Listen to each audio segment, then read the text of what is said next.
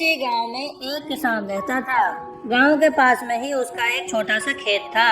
उस खेत में एक चिड़िया ने अपना घोंसला बना रखा था।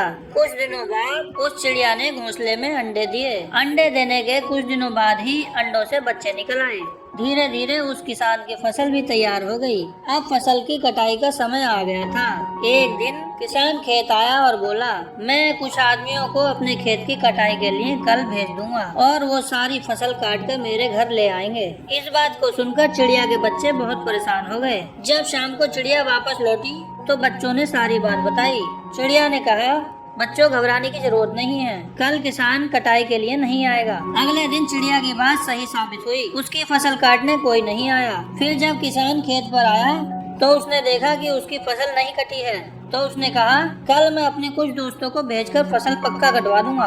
अब किसान की बातें सुनकर चिड़िया के बच्चे फिर से डर गए और चिड़िया आई तो चिड़िया से बोले, अब हमें खेत छोड़कर जाना पड़ेगा। चिड़िया ने कहा, बच्चों अब भी घबराने की कोई बात नहीं है, कल भी हमें खेत छोड़कर नहीं जाना पड़ेगा। अगले दिन उस किसान के दोस्त भी खेत की कटाई के लिए नहीं पहुँचे। किसान शाम को खेत पर आया और उसने देखा कि आज भी कटाई नहीं हुई। तो उसने कहा, अब मैं किसी से नहीं कहूँगा, अब कल मैं खुद ही आऊँगा अपने खेत की कटाई करने के लिए। यह सुनते ही चिड़िया अपने बच्चों से बोली, बच्चों अब हमें खेत छोड़कर जाना पड़ेगा।